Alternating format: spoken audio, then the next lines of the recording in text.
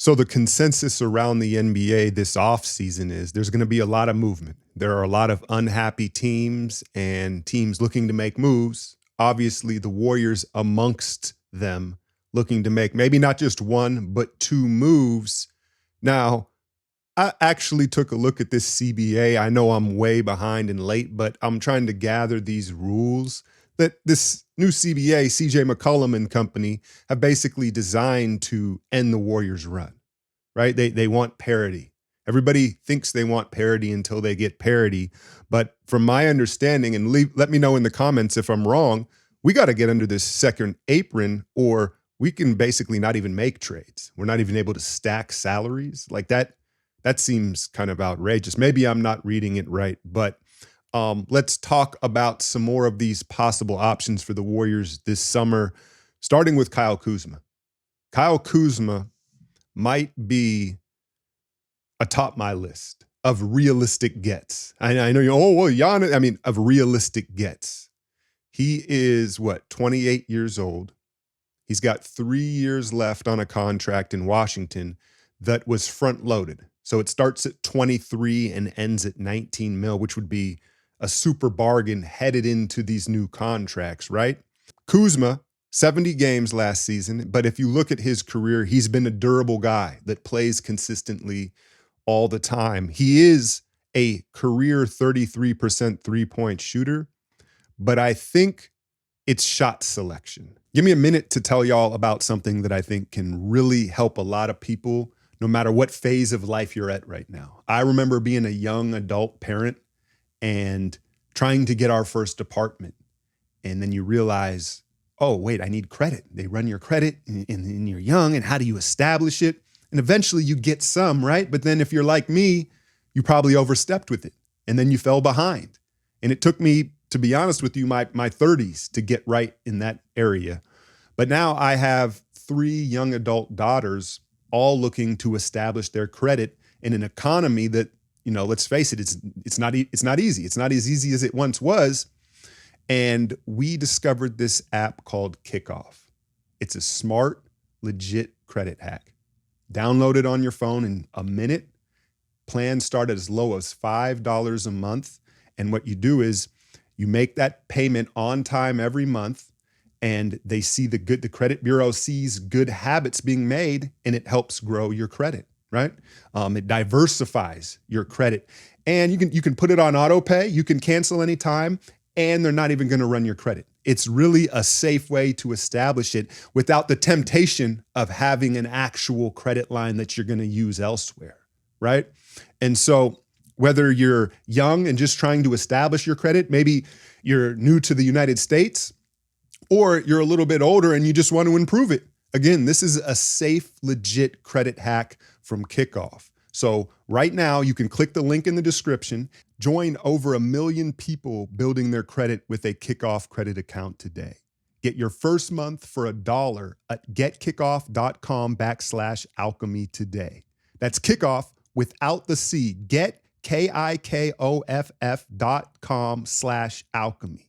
Special offer applies to new Kickoff Premium customers for the first month only, subject to approval and only available at getkickoff.com/podcasts. Terms of offer are subject to change. Now, early in his Laker years, he was learning to play on the perimeter more, right? But it's someone like Siakam. I think Siakam is around 33%, right? And you watched him in Toronto, and it's like, well, he's being asked to kind of create his own shot. And so he's not as efficient as he could be. Once he was traded to Indiana, you saw him knocking down the 3 ball at a pretty high clip for them in the playoffs this year, right? And so Kuzma, while it says 33%, I think his days in Washington, he's been asked to be the go-to scorer and create his own shot, where if you put him on a better team, I think, spotting up and taking open shots, that percentage is fine. He can make the 3 and stretch the floor. He did have a career high 4 assists last year for the Wizards, being the go-to guy. And then he rebounds well. What is he, 6'9"? He's got a wide frame that can guard up. That's what I like about Kuzma is he's a 4, right? But he can play 3-4. He can guard up to the 5 against non-traditional centers because of that wide, strong frame. Now, he's not a guy you want to switch out onto guards and be a point of attack guy. But I think Kuzma, his best trait is his ability to attack closeouts and from the second side. As a weak side guy, Steph, whoever's in the pick and roll, when it gets swung to him on the weak side, he's very good at attacking angles, long strides, finishes at the rim.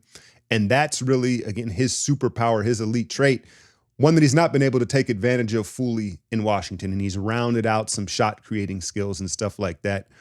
I think he has shown the ability to defend at a high level, particularly in the bubble, winning that championship, right? So he's got championship pedigree. He's been in big games. He's played with LeBron James. He knows what it's like to be a third, fourth fiddle and fit in and get in where he can fit in, right? He's also a clutch client as well. And I know you say, well, what does that matter? Well, he has an established relationship with Draymond. You're adding, a bigger personality, another star player to the front court. You would hope that he would mesh with Draymond, and he obviously does, right? And he fits the timetable. Now, what he is not is a go-get-a-bucket guy. And I know a lot of people are kind of eyeing that type of player, the true Jordan Poole replacement. Like, the offense has been staggered right now, and Steph, whatever reason he's in foul trouble, like, who can go just clear out and get a bucket? He can, but again, like I said, it speaks to his efficiency. That's not really his game. I think his best usage is in a team concept, moving, cutting without the ball, and being efficient that way. And then the other negative that I would bring up is just his style, right? He's kind of a clown, right? He has some clownish tendencies. Nothing that would make you like call him non-professional off the court. But, it could go either way because you need that guy in the locker room as well that's kind of an icebreaker and loosens things up. And so I'm not saying it could be a negativity, but there is a chance where it's like, what are you doing today, buddy? Right? And so I think, could you trade Wiggins for him straight up and sell Washington on, hey, reignite Jordan Poole and Andrew Wiggins bromance? They're BFFs. Do you have to throw in a pick? At this point, I would make that trade. I don't know how you do it. I'll let y'all try to figure out the wheeling and dealing of some of this stuff, but we know it's kind of a either Wiggins or Kuminga package with draft pick type things for all of these tier 2-ish, 3-ish stars. But Kuzma is a guy that I think the timeline fits and his skill set fits, and you're adding size. So I'm high on a Kyle Kuzma acquisition. The Blazers are an interesting roster. Where have they misstepped? I don't know. Drew Holiday finds himself in the NBA Finals again. Brogdon, I think his body is breaking down. Robert Williams would be an amazing acquisition if he had both his legs still, right? Like I don't think you could go trade for Robert Williams as a new big man and expect him to be healthy after that finals run. I think that was really what did it. But I digress. Jeremy Grant is a player that I think we have all been eyeing in Dub Nation for a few seasons now. Like, oh, he's kind of just chilling. And could he be the next Andrew Wiggins, a big versatile wing? He is 30 years old. He's got 3 years left, player option at age 33. And he's been relatively durable. They kind of shut him down last year. I think he only played like 50 games. But he did shoot the ball 40% from three, and he slowly but surely has refined his offensive game to where, unlike Kuzma, I think he is more of a, hey, clear out, go get a bucket. I think he is more capable of efficiently doing that than Kuzma. I also think he's probably a better point of attack defender than Kyle Kuzma, and a guy where you could switch him onto a Ja Morant. You could switch him onto an Anthony Edwards, right onto these ball handlers. But I don't think he guards up like Kuzma. I don't think you want him switching on to a big in the block or trying to play small ball 5, which, I don't know if you want Kuzma doing too much of that anyway. But I think those are the differences, right? He's a better perimeter guard defender. But as far as adding size and being bigger, he doesn't rebound nearly as well as Kuzma. He doesn't guard up in the post as well as Kuzma. And I don't think he plays off the ball as well as Kuzma. And then you'd also make the argument that probably a little less tread on the tire at this point in his career. All that said, he is a guy that, could you, again, is this a Wiggins and a draft pick deal? He does compete more consistently than Andrew Wiggins. And I think that's the key when we're talking about these Wiggins shifts. If we're going to move Andrew, you'd like to do it for a like-sized player or bigger and a more consistent motor, more consistent competitor. And all these guys fit the bill. But I'm not done with Portland here, because I was listening to the Dunked On guys, Nate Duncan and Hollinger, their podcast, and they were doing a trade talk thing, and they were talking Portland, and they both seem to think that eventually here, Portland, they kind of have a logjam with their backcourt. You've got Shaedon Sharpe, you've got Anthony Simons, and then Scoot Henderson. Don't all fit together. They all kind of like the ball. That's what these young guys, these AAU kids, right? They all want to massage and mix with the ball. Not a lot of off-ball skills.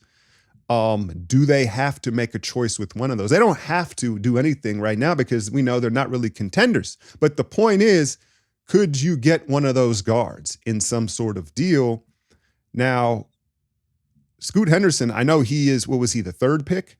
Right? Because they took Brandon Miller second.